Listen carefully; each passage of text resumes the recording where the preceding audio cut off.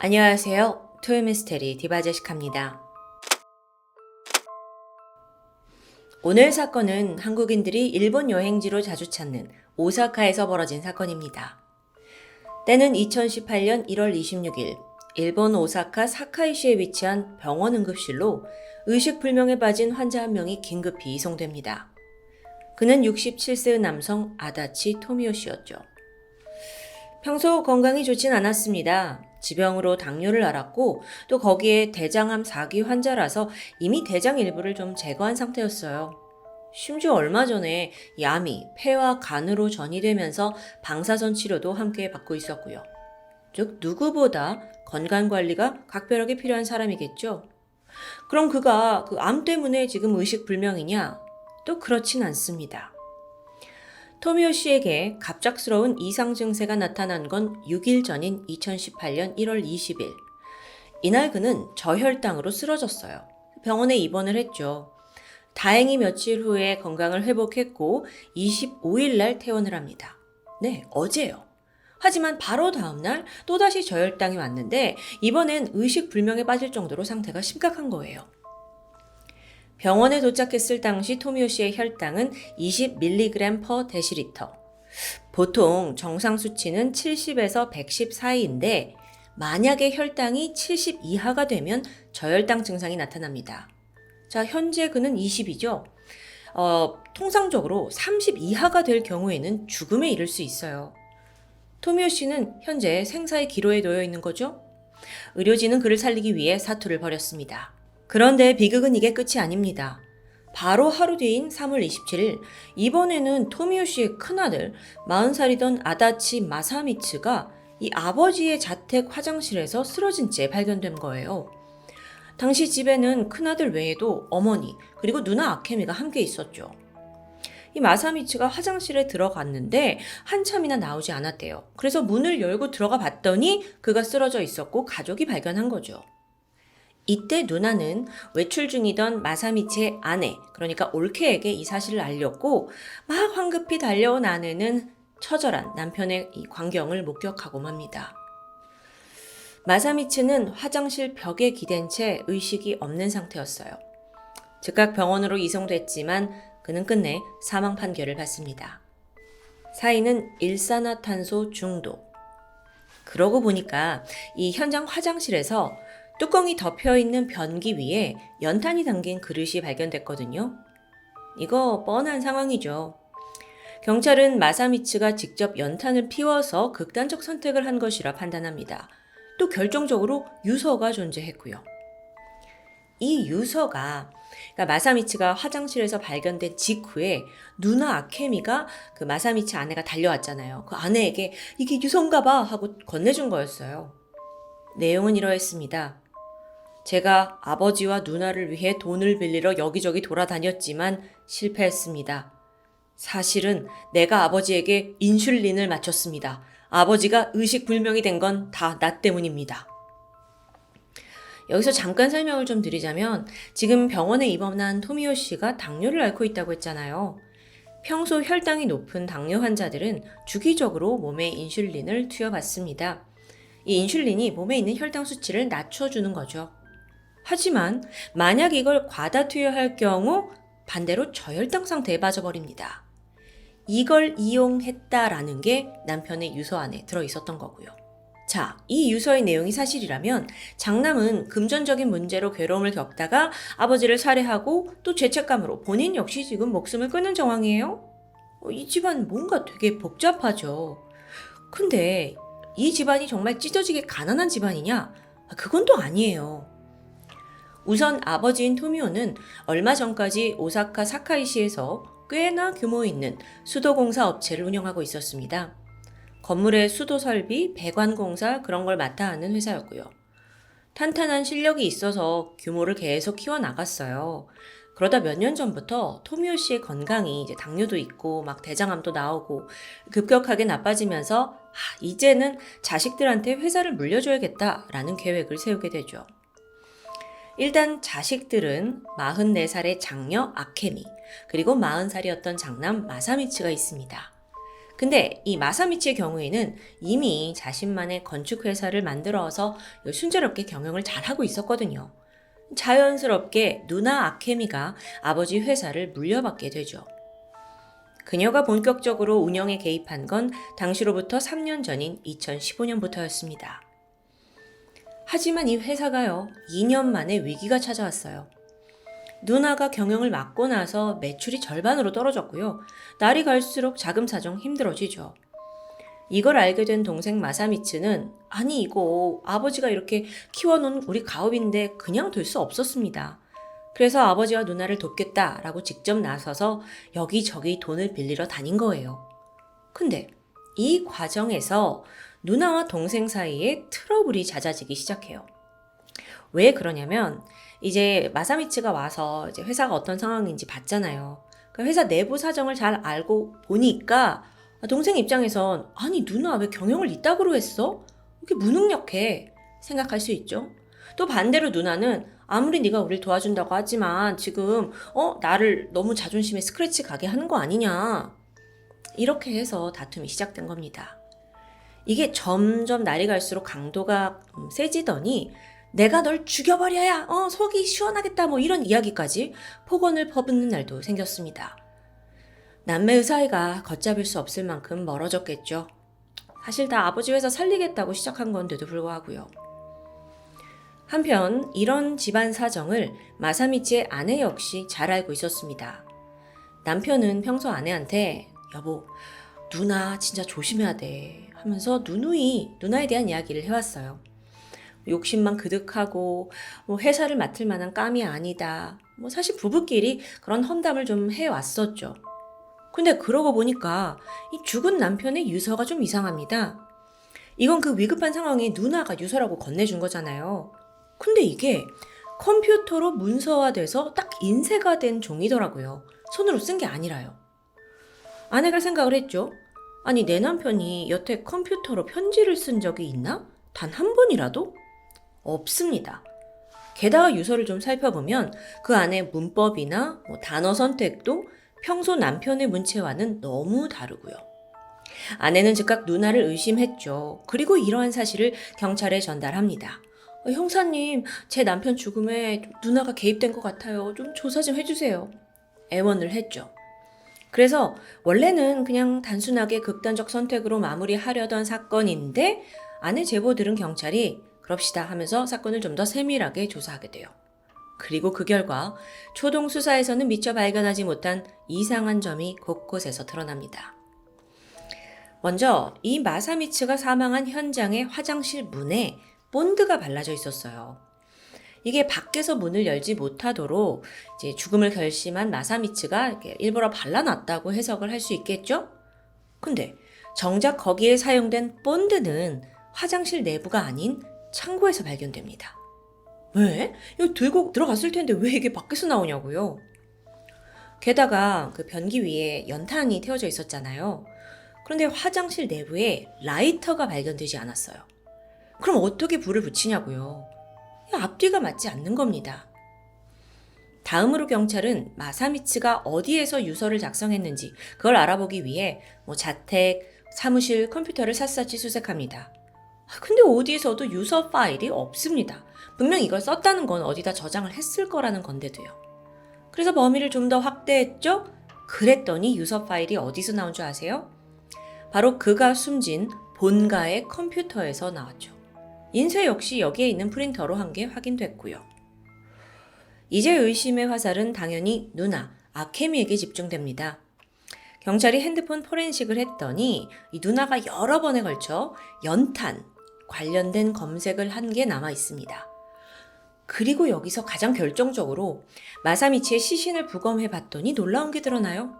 몸 안에 수면제 성분이 나온 거예요. 평소 그는 수면제를 복용하던 사람은 아닙니다.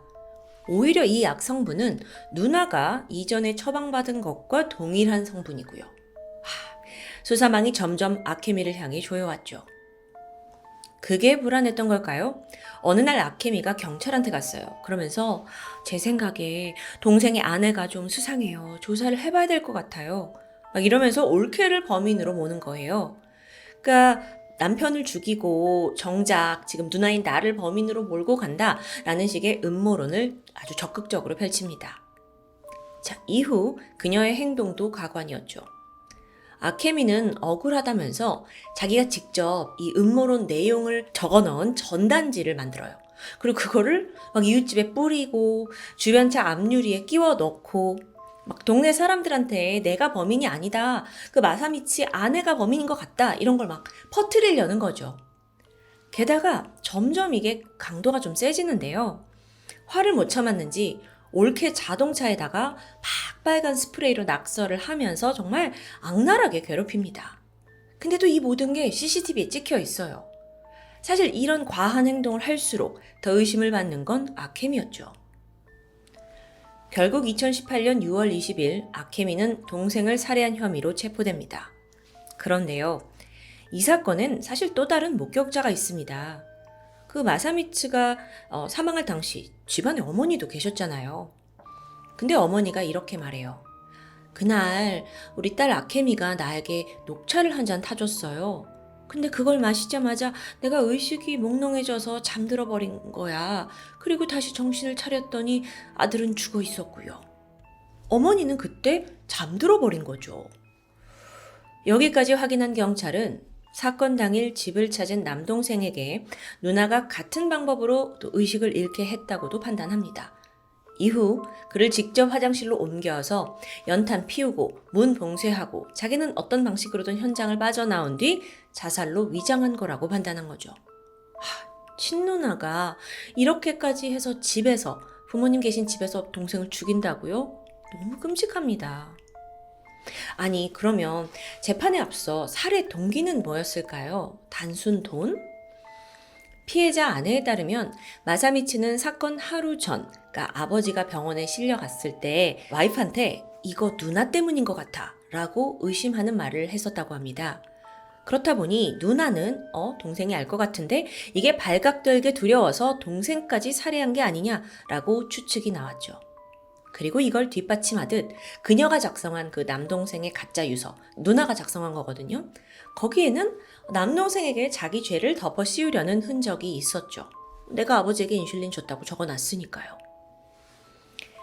한편 아케미가 체포된 지 8일 후 아버지 토미오는 끝내 의식불명에서 깨어나지 못하고 숨을 거두었습니다. 자, 지금까지 이 집안에서 2명이 사망한 거예요. 그리고 경찰은 바로 아케미가 아버지에게도 살인을 시도한 게 아닌지 조사에 들어가는데 역시나 수상한 정황이 포착됩니다. 앞서 아버지가 병원에 실려갔던 그 2번 모두 공교롭게도 그날 전날 저녁부터 그러니까 큰딸 아케미가 마침 이때 집에 와 있던 그 타이밍이더라고요. 게다가 더 잔인한 건 아버지가 저혈당 상태가 됐잖아요. 그러면서 어지럽지? 정신이 좀 이상한데? 막 이렇게 문제를 토로했음에도 불구하고 아케미는 아무런 조치를 취하지 않았습니다. 그냥 아버지를 그 상태로 장시간 방치했어요. 끝내 의식을 잃고 아버지가 쓰러지자 그제야 여기 911 좀 부를게요 하면서 병원에 신고를 했고요. 그래서 이 시기쯤에 아케미가 핸드폰에 뭘 검색했는지 포렌식을 해봤더니 인슐린 다량 섭취, 저혈당 오래 방치하면 죽나요? 기록이 뻔하게 나옵니다. 와, 아버지 쓰러졌는데 이걸 검색할 여유가 어딨냐고요. 결국 이런 정황과 증거들로 인해 2018년 10월 아케미는 또다시 아버지 토미오 살인 혐의로도 기소됩니다. 자, 이렇게 가족의 2명을 살해한 아케미는 원래부터 미친 여자였던 걸까요? 그녀는 1974년생입니다. 그리고 학창시절 알려진 바에 따르면 굉장히 인기를 독차지했던 사람이에요. 외모도 예쁘고 공부도 잘해, 운동도 잘해, 또 성격도 나쁘지 않아서 특히나 남학생들로부터 인기가 많았다고 합니다. 그렇게 순조롭게 학창시절을 보낸 후 대학을 졸업하고 나서 10살 연상의 우체국 직원을 만나 연애하고 또 결혼에 성공했죠. 2사람 사이에 아들 2 낳았습니다. 잘 사나 싶었는데 이 결혼 생활이 순탄치 않았어요. 남편이 도박에 빠지면서 경제가 흔들리고 가정이 파탄나기 시작했죠. 굳게 이혼을 결심한 아케미. 그런데 그녀의 행동은 조금 남달랐습니다. 내가 무조건 아이의 친권을 가져와야 돼. 이 일념 하나로 어느 날 남편의 지갑에다가 몰래 대마초를 넣어둬요. 그러니까 약물 중독으로 꾸며내려고 한 거죠. 근데 이게 또 들통나거든요. 그래서 이 일로 체포까지 된 적이 있어요. 그러니까 다니던 회사에서도 잘리고 암울한 날들을 보내다가 어느 날 갑자기 아버지가 건강이 안 좋아지면서 아케미야 너밖에 없다 하면서 사업을 물려받게 된 거죠. 이혼 후에 아케미가 잠시 교제를 하던 남성이 있었는데 그 남성에 따르면 아케미는 자존심이 굉장히 센 사람이라고 합니다. 또한 본인이 처한 현실을 좀 회피하려는 경향이 강했고요. 단순히 돈만을 쫓았던 사람은 아닌 것 같아요. 사실 그녀는 이 아버지 회사를 물려받고 나서도 나 이거 도저히 적성이 안 맞는다 라면서 큰 스트레스를 호소했는데요. 당시에 옆에 있던 남자친구도 오죽하면 야, 너 그럴 거면 그냥 그만둬라 라고 제안을 했죠.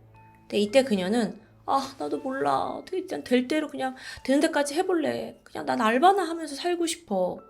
라면서 좀 적극적인 해결책을 내는 것보다도 좀 회피하는 자세를 보였다고 합니다. 그래도 회사 CEO인데 말이죠.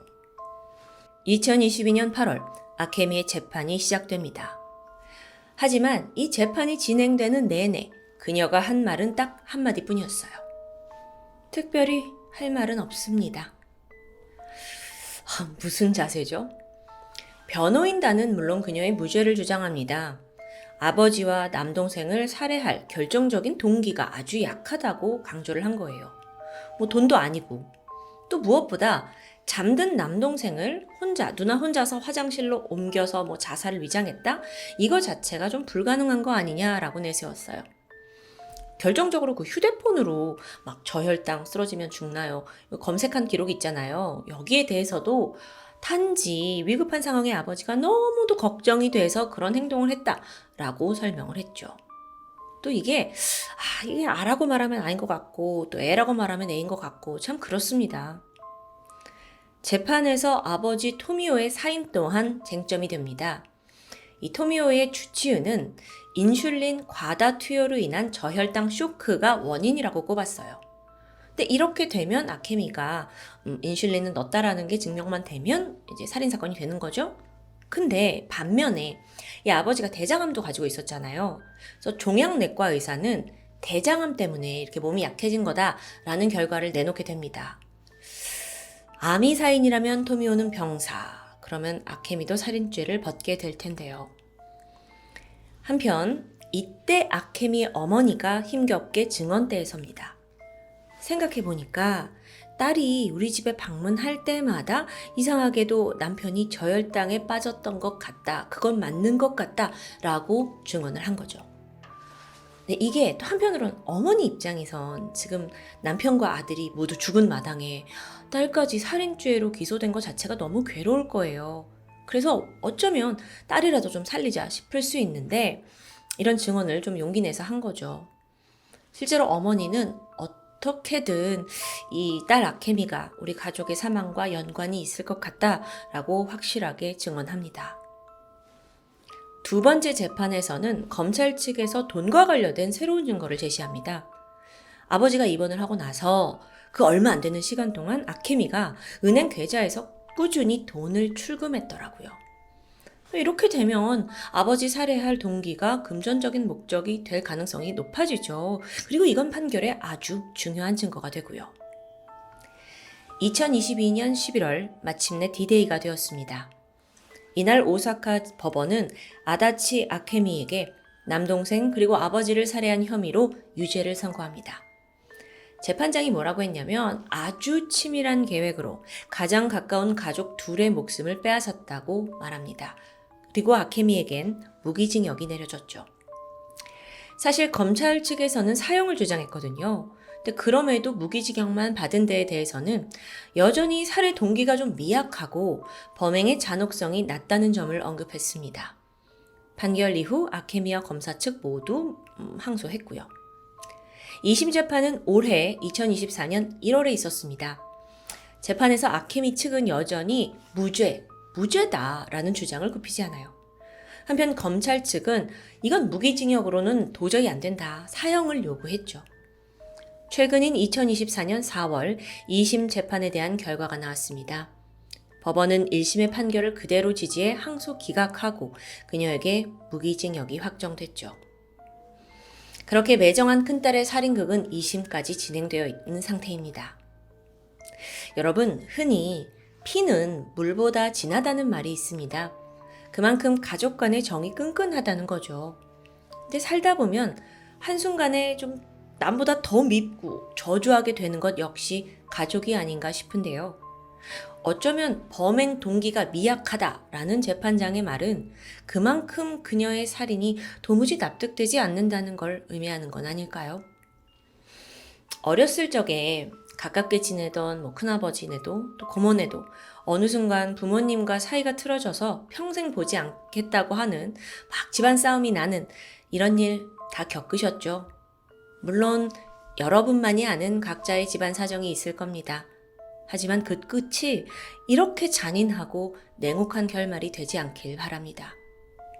지금까지 토요미스테리 디바제시카였습니다.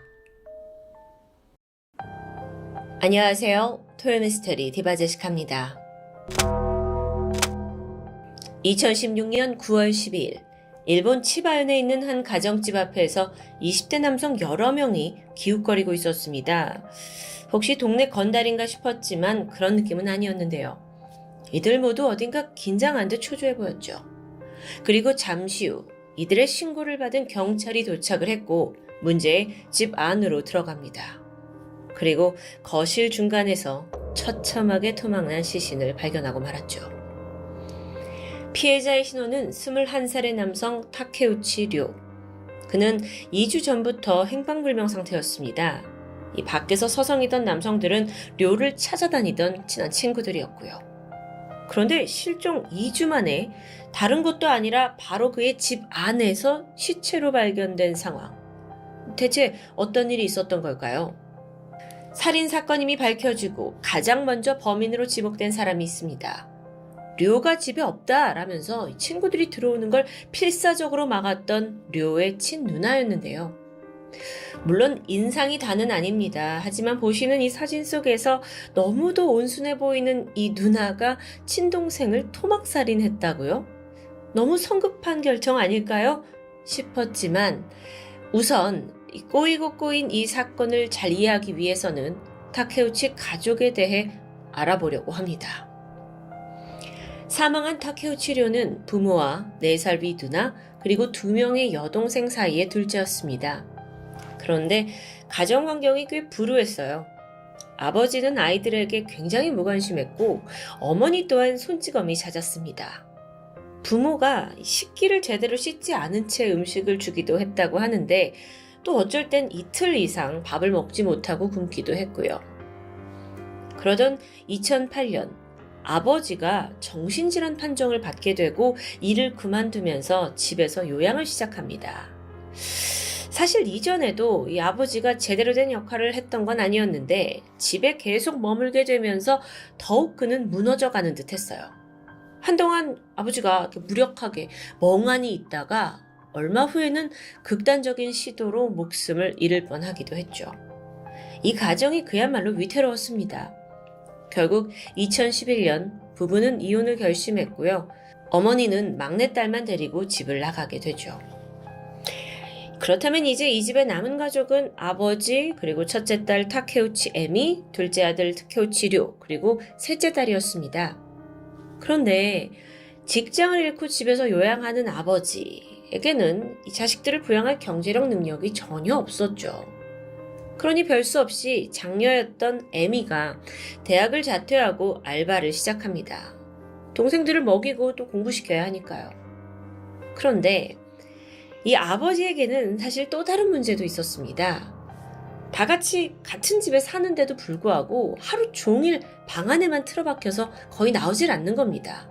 아이들과 전혀 교류하지 않아요. 결국 2014년 아버지는 방 안에서 고독사한 채로 발견됩니다. 사인이 심근경색이었는데요. 버젓이 가족이 같이 살고 있는 집에서 벌어진 일이었죠.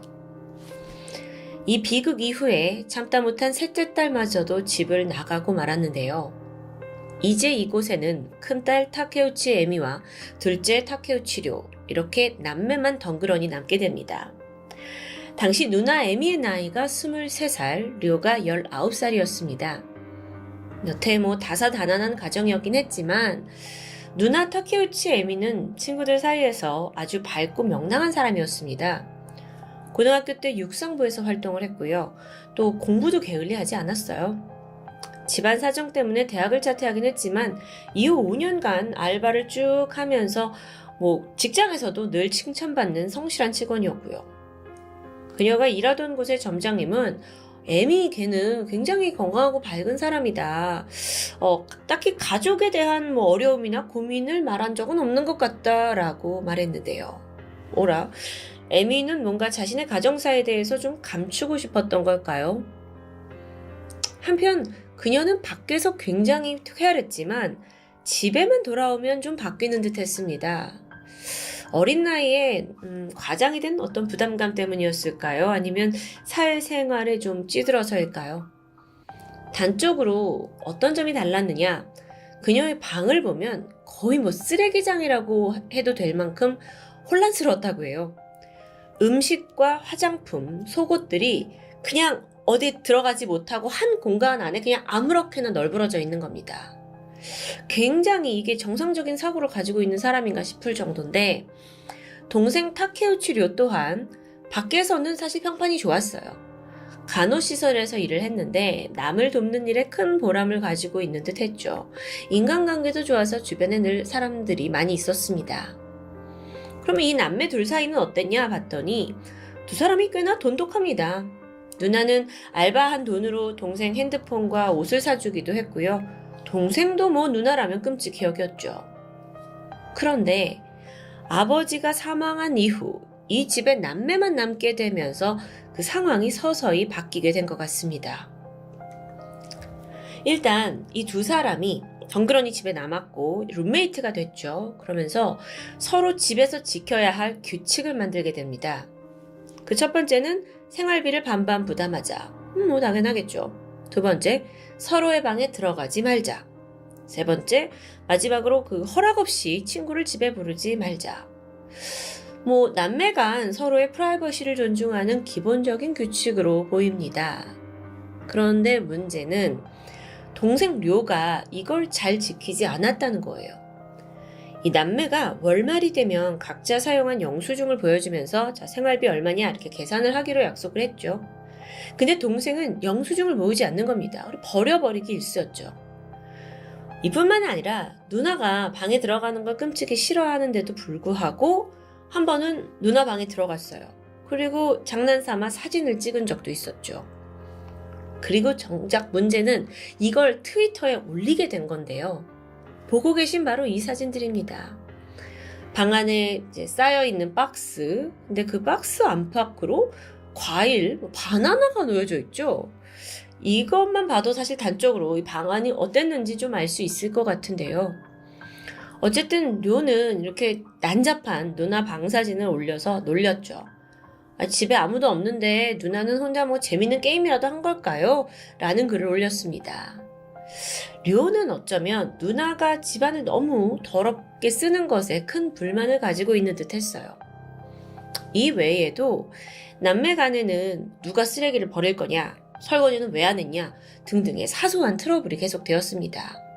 근데 여러분, 사실 이 정도는 남매 사이에서 평범하게 겪는 문제가 아닐까 싶은데 결정적으로 이 누나 에미를 아주 예민하게 만드는 한 가지 이벤트가 있었습니다. 이 집에 원래 셋째 여동생이 쓰던 빈방이 하나 있었습니다. 근데 거기를 료가 자신의 오락실 게임방으로 개조를 하게 된 사건이죠. 보시는 이 사진은 료가 직접 트위터에 자랑하면서 올린 자신의 그 오락실 게임방 사진입니다. 보시다시피 정말 그 외부에 있는 오락실에서 볼 법한 각종 기계들이 놓여 있죠. 료가 이 장비들을 직접 구매했다고 해요. 그리고 종종 자신이 플레이하는 영상을 찍어서 올리기도 했죠. 친구들을 불러서 놀기도 했고요. 료에게 이곳은 그야말로 놀이터, 천국 같은 곳이었습니다. 그런데 이 방이 누나 방 바로 옆 공간입니다. 그러니까 동생이 게임을 할 때마다 이 방으로 소음이 들려가요. 심지어 게임 기계들이 막 이렇게 전자 드럼도 있고 막 비트 맞추고 버튼을 막 누르는 그런 종류이기 때문에 소음이 더 극심했다고 합니다. 그리고 이 문제를 두고 두 사람 사이의 갈등이 깊어지기 시작했죠. 물론 이 게임방이 있는 이후에도 남매 사이가 좋을 때도 있습니다. 둘이 간혹 외출을 해서 시간을 보내기도 했는데 그 기록은 료의 트위터에 고스란히 남아있고요. 오늘은 누나와 데이트하는 날, 누나가 사준 푸딩이 맛있다 등등의 지극히 평화로운 일상의 내용들도 남겨놨습니다. 그런데 또 얼마 못 가서 트위터에 이러니까 누나가 싫다, 누나가 이상한 짓을 하고 있다, 다수의 불만이 표출되기도 하죠. 저는 사실 여러분께 좀 격양이 돼서 설명하긴 했지만 여기까지 하더라도 어느 남매들과 그닥 다를 게 없다라는 생각이 좀 들긴 하는데요. 어떠신가요? 이 남매에게 정말 갈등이 극에 달하는 결정적인 사건이 벌어지게 되죠. 사실 동생 류가 모르고 있던 비밀 한 가지가 있었습니다. 아버지가 사망한 후에 이 남매에게는 연금 형식으로 유산이 지급되었던 거예요. 그게 1년에 약 150만 엔, 하나로 한 1,500만 원에 달하는 큰 금액이었죠. 문제는 그 돈을 지금껏 누나인 에미가 혼자 차지하고 있었다는 겁니다. 이걸 동생 류가 우연히 알게 되었고 격하게 분노했죠. 누나한테 왜 그 돈을 혼자 가졌냐라고 따지는 건 물론이고 당시에 그 친구에게 아니 그 돈의 절반은 당연히 내 거 아니냐 억울하다 라면서 누나가 그 돈에 그렇게 욕심이 난다면 차라리 이 집을 나가서 혼자 살아야 한다. 이 집은 나한테 남겨놔야 한다. 이런 이야기도 했었고 결국 원망이 극에 치닫게 됩니다. 지난 몇 년간 아버지의 유산을 독점했던 에미. 그러고 보니까 평소에도 소비 성향이 좀 컸습니다. 원하는 물건들을 마구 사댔고요. 그게 방에 막 어지럽게 쌓여 있었던 거죠. 그런데 또 돈에 허덕이기도 했어요. 사실 사건이 있을 무렵에 동생과 원래 반반 생활비를 내기로 했는데 이마저도 꽤 밀려 있었다고 합니다. 그래서 직장을 가지고 있던 동생이 거의 생활비 전부를 부담하게 되었고요. 우리가 이건 모르던 부분이었는데요. 주민들의 증언에 따르면 사건 한 달 전부터 이 남매의 원성이 높아지기 시작했다고 합니다. 리오가 여기 내 집이니까 너 나가라 라는 분노에 찬 목소리를 들은 적도 있었고요. 심지어 두 사람이 밀치며 몸싸움을 벌인 적도 있었고요. 그렇게 위기의 날들이 지속되던 중에 사건이 벌어진 그날도 다툼이 있었습니다. 에미의 증언에 따르면 화를 내던 동생 료가 갑자기 부엌 칼을 쥐고 에미를 위협했다고 합니다. 겁이 난 누나 에미 또한 칼을 집어들었고 그대로 동생에게 던졌죠. 근데 정신을 차려보니까 이 동생 허벅지에 칼이 꽂혀 있는 겁니다. 여기까지는 물론 누나의 증언이죠. 에미는 덜컥 겁이 났고 그대로 집 밖으로 나오게 됩니다. 그 후에 좀 진정을 시키고 시간이 지나서 집에 돌아와 보니 이미 동생의 몸은 싸늘한 시신이었다는 에미의 진술. 어쨌든 결론적으로 남매 간의 다툼 끝에 누나가 남동생을 살해한 정황입니다. 그런데 이 와중에도 에미는 당당했습니다. 돌발적인 상황에서 벌어진 비극이다라고 호소를 해요. 그리고 일관되게 내가 죽일 생각, 살인은 전혀 없었다고 주장을 하는데요. 이 말을 믿어주고 싶기도 하지만 동생이 사망한 시점부터 그녀가 한동안 어떤 행동을 보였는지를 보면 다소 수상쩍게 느껴집니다. 우선 동생이 죽은 걸 확인했죠, 에미는. 그리고 엽기적에게도 이 시신을 다 토막내버립니다. 동생을 토막낸 거예요. 이거 자체가 너무나 비인간적인데요.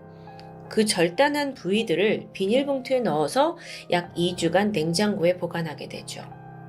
그렇게 시신을 유기한 후에 에미는 어땠을까 보니까 평소처럼 출근도 하고 친구들도 만나면서 정말 아무렇지 않게 행동했습니다.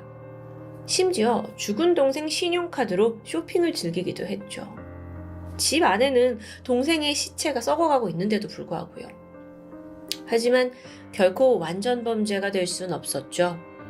평소 이 료의 집에 와서 함께 게임을 즐기던 친구들이 수상함을 눈치챘습니다. 당연했죠. 2주가 지나도록 연락이 되지 않는 겁니다. 근데 평소에 료는 하루에도 몇 번씩 트위터를 올렸을 정도로 약간 SNS에 광적이었다고 해요. 그런데 8월 31일 이후에 완전히 SNS 활동을 멈추면서 친구들의 의심을 사게 됐던 겁니다. 결국 2016년 9월 12일 친구 몇 명이 료의 집에 방문했습니다. 가서 보니까 집 앞에 료의 차가 버젓이 세워져 있어요. 문을 열어준 누나 에미. 그녀는 동생이 집에 없다 라면서 지금 집이 너무 더러워서 아무도 들어올 수 없다 라고 맞게 되죠. 친구들이 잠깐 확인만 하자 라고 했는데 갑자기 내가 배탈이 나가지고 아침 내내 화장실을 들락날락 했더니 집안에 냄새가 너무 심하게 난다 라면서 온갖 변명을 들어놓습니다. 그렇게 무려 1시간 가까이 실랑이가 이어졌죠. 친구들은 료가 차 없이 어디 갈 사람이 아니란 걸 알고 있었어요. 그래서 분명 집안에 있는 거다 아니면 무슨 일이 난 거다라는 게 확신이 들었고요. 누나의 행동에 더 이상함을 느꼈고요. 결국 경찰에 신고한 후 다음 날 경찰은 에미의 집에 들이닥치게 되죠. 문을 열고 들어서자 떡하니 거실에 2개의 큰 비닐봉투가 보였습니다. 안에는 토막난 료의 사체 일부가 나누어서 담겨져 있었습니다.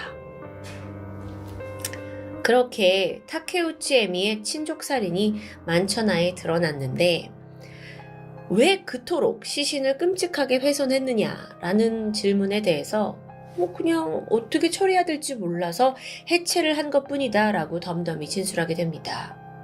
그리고 이 근본적으로 살인에 대해서는 동생이 먼저 칼을 쥐어가지고 나는 내 자신을 지키기 위한 정당방위였다라는 걸 끝까지 주장하게 되죠.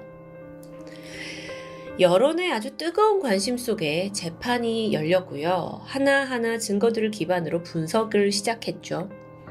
검사 측에서 뭘 주장하냐면 아니 2사람이 몸싸움을 했다는데 왜 당신 에미의 몸에는 상처가 하나 없는 거냐 라고 지적합니다. 실제로 이 2사람이 체격 차이가 꽤 있어요. 그리고 남녀라는 성별 차이도 있죠. 그래서 몸싸움이 벌어졌다면 분명 에미가 더 다친 데가 많아야 하지 않을까요? 정말 동생에게 칼을 던져야 할 만큼 이게 격한 싸움이었을까요? 아니면 그저 유산을 홀로 독차지하기 위해 짜증나는 동생을 처리해버린 건 아닐까요? 재판에서 에미의 증언도 일관성이 빠져 있었습니다. 처음에는 나 그날의 일이 기억이 나지 않는다 라고 말을 했어요. 그러다 나중에 이제 추궁을 하니까 동생을 죽였다라는 자백을 하게 되죠. 근데 그마저도 그랬던 것 같다 하고 애매모호한 답변이었습니다. 아니, 동생을 토막낸 후에 신용카드까지 맘대로 쓴 누나인데 반성이나 죄책감은 그닥 보이지 않는 듯 했죠. 결국 일본 재판부는 그녀가 아주 위험하고 염치 없는 범행을 저질렀다고 지적했습니다. 하지만 결론적으로 에미에게 살인죄가 아니라 상해치사죄를 선고하게 되죠. 상해치사죄라는 건 사람의 이제 몸을 다치게 해서 사망에 이르게 하는 죄입니다. 살인죄와 다른 거는 사람을 죽이려고 하는 고의성이 있었느냐 없었느냐가 핵심이 되겠죠. 결국 에미에게는 1심에서 상해치사죄 그리고 사체손괴죄 토막을 냈으니까요.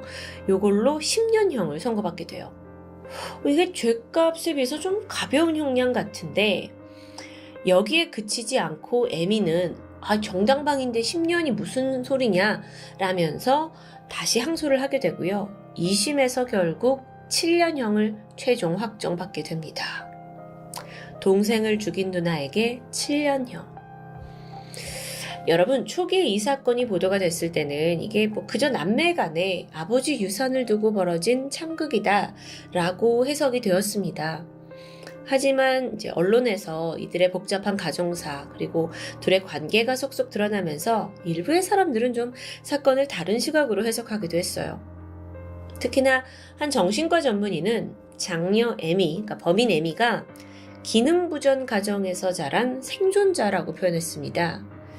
기능부전 가족이라는 건 육아 포기나 또는 학대 등으로 자녀의 욕구가 무의식적으로 억압된 상황에서 자라난 걸 말합니다. 이런 데서 자란 아이는 애정 결핍과 함께 자존심도 떨어지고 자기애도 떨어지고 또 타인에 대한 공감 능력도 떨어지는 경우가 많다고 해요. 그래서 자라나면서 그 해소 방법으로 자꾸 물질적인 것으로 공허함을 채우는 성향을 보이기도 한다는데요. 그래서 그렇게 애미가 유산을 독차지하고 막 물건을 미친 듯이 사대고 방에다 쌓아놓고 했던 게 아닌가라는 해석인데, 물론 이런 불안정한 가정 환경은 충분히 이해하지만 비슷한 결핍 과정의 자녀들이 모두 살인마로 자라나는 것은 절대 아닙니다. 정당화될 수 없죠. 불행한 가정사가 있다라고는 하지만 버젓한 집에 유산까지 있던 남매입니다. 둘 사이는 사실 누구에게나 있을 법한 형제 간의 티격태격이었던 것 같고요. 결국 돈과 가족 중 가족을 포기한 누나. 이 사건은 씁쓸하게 해석해야 하지 않을까요? 지금까지 토요미스테리 디바제식합니다.